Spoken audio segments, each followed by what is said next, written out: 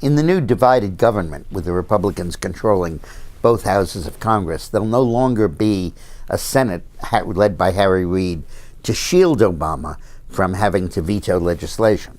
And he's going to rack up a pile of vetoes, which will really hurt the party in the elections of 2016.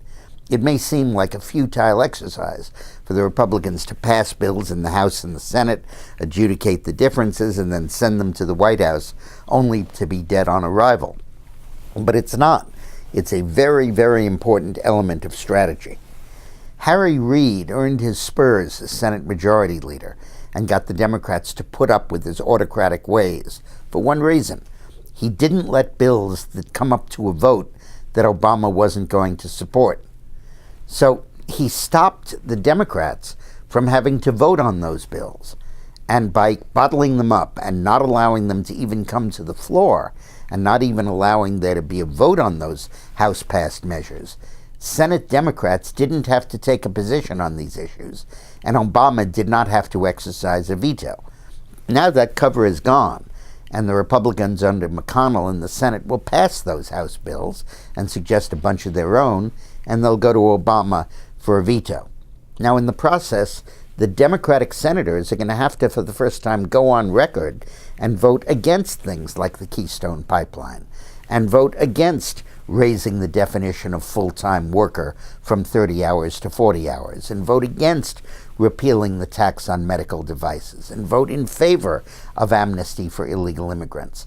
A whole series of unpopular votes that Harry Reid shielded them from, but now they're going to have to cast. And that will make a lot of Democrats who were not considered vulnerable in 2016 vulnerable to Republican challenges.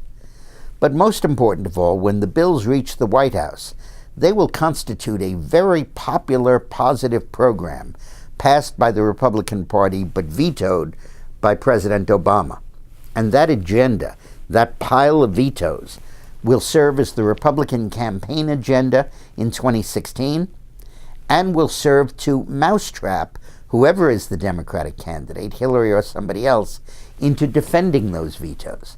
And they will essentially dictate the issues over which the 2016 election is going to be conducted. This is an incredible opportunity by the Republicans to seize control of the agenda and to structure Obama's record and the advocacy of the Democratic candidate in 2016 by making her defend a pile of vetoes of popular legislation passed by the House and the Senate under Obama. Simply passing it in the House didn't do it, because the Senate never voted on it, Obama never had to rule on it, and it didn't get that much publicity because it wasn't a potential law.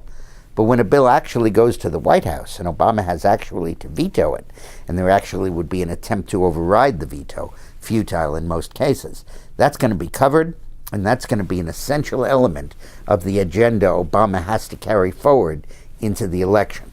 A good example of that is Jerry Ford, who in 1975 and 76 vetoed dozens, if not hundreds, of bills for extra spending proposed by the Democratic Congress.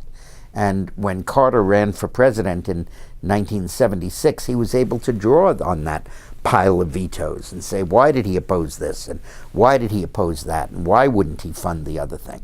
And it became a very important part of Carter's successful effort to topple Gerald Ford in 1976.